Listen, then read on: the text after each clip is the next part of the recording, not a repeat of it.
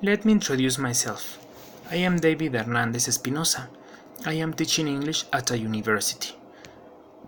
The objective of this video is to present the application of certain processes, techniques, and strategies in a class, according to Corley and Verdou's taxonomy. I am going to frame the taxonomies by saying that, for Valcárcel et al., the cognitive component of procedural knowledge in SLA includes mental processes, such as hypothesis formation through reception of new L2 knowledge, which is internalizing input, hypothesis formation through production, which is interaction, and automatization through language use, which is output. There is a classification of processes, strategies, and techniques taken from the corresponding taxonomies of Corley and Verdou. They attempted to link the strategies closely related with the instructional process which are applicable to the language classroom.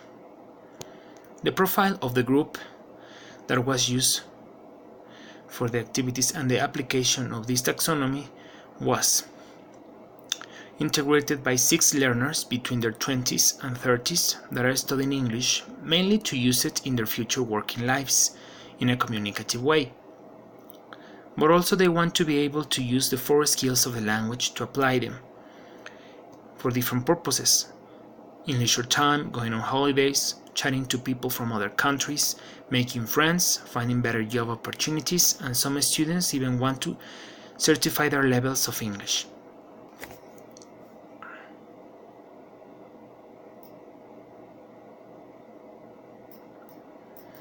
The objective of the class was to present fixed expressions related to everyday activities, to ask questions with different time expressions in the present simple. One of the processes and the techniques and the strategies are the ones that we're going to describe in the following words. In the class I plan to teach last week, in the stage of a lesson focus on vocabulary related to everyday activities in an elementary lesson, the items of vocabulary were phrases such as go to school, take a shower, take the bus, take a walk, do homework, go to work, study, read a magazine, watch TV, go to the movies, have breakfast, have lunch, have dinner, get up, make the bed, brush my teeth, go to bed, make breakfast, make lunch, make dinner, wash the dishes, do the laundry, listen to music, and do exercise. The other vocabulary that was presented was time expressions such as in the morning, in the afternoon, in the evening, at night, at noon, at midnight, on weekdays, and on weekends. Students had pieces of colored papers laid out around the classroom, stuck on the walls. On one wall, pieces of paper of one color with parts of the phrases written on them.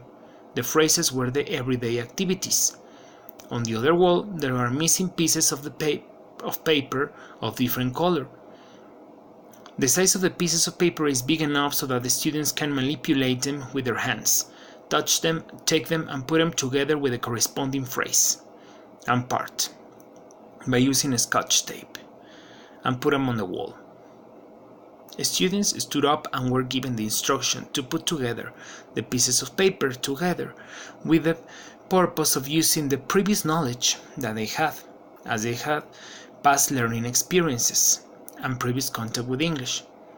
It was very important to take that into consideration, that knowledge that they have, so that they could do this initial approach to the activity. In this stage, the process of transforming, the strategy of inferencing, and the technique of deducing meaning from existing knowledge was used. Then, students were helping each other to do the activity, to match the phrases. In this phase of the class, I used the social process, the strategy of cooperation, and the technique of working together to solve something, in this case the matching exercise. I told them to resort to the monolingual dictionaries in their cell phones, or even the bilingual dictionaries, or even translators, whenever they had a difficulty with a word or phrase. Some students were using translators, Cambridge dictionaries, and various options of them online. So, the strategy of translation and the technique of rendering ideas from one language to another was present in this stage.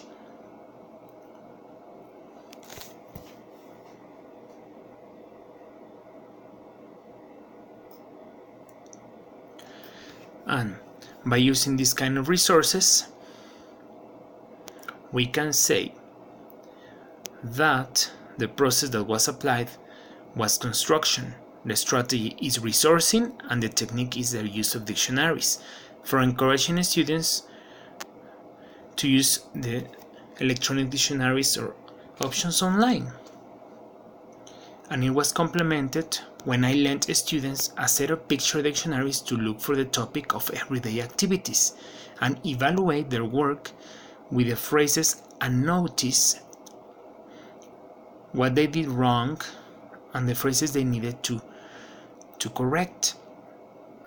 For this reason, students, once noticing in this picture dictionary the phrases as they were, they had to stand up again and go to the pieces that were incorrect to match them together with the ones that were right. At the same time, students notice the meaning of the phrases through the pictures of the picture dictionary. In this stage, I use the process of planning, the strategy of self-monitoring, and the technique of checking, verifying, and correcting one's error. Why? Because the students had to correct their work, their matching that they did, with the aid of the picture dictionary, in the case that they have errors with the phrases, which in reality there were some errors. So, the teacher was not the one that corrected the work, so students corrected their own work. After the matching of the phrases was done, I modeled pronunciation and students repeated after me several times the items of vocabulary to reach the right word stress of the phrase and elicited the correct pronunciation randomly from different students to check it. In this phase of the lesson, I used the process of retention, the strategy of imitation, and the technique of repeating a language model. The model was given by me, by pronouncing correctly and then making students pronounce after me. They have to repeat the model that I was giving them. At the end of the vocabulary presentation, students were explained the benefit of using picture dictionaries and other resources. Online dictionaries that they could get in bookshops, so that they notice that this is something vital for their own benefit and for their own learning.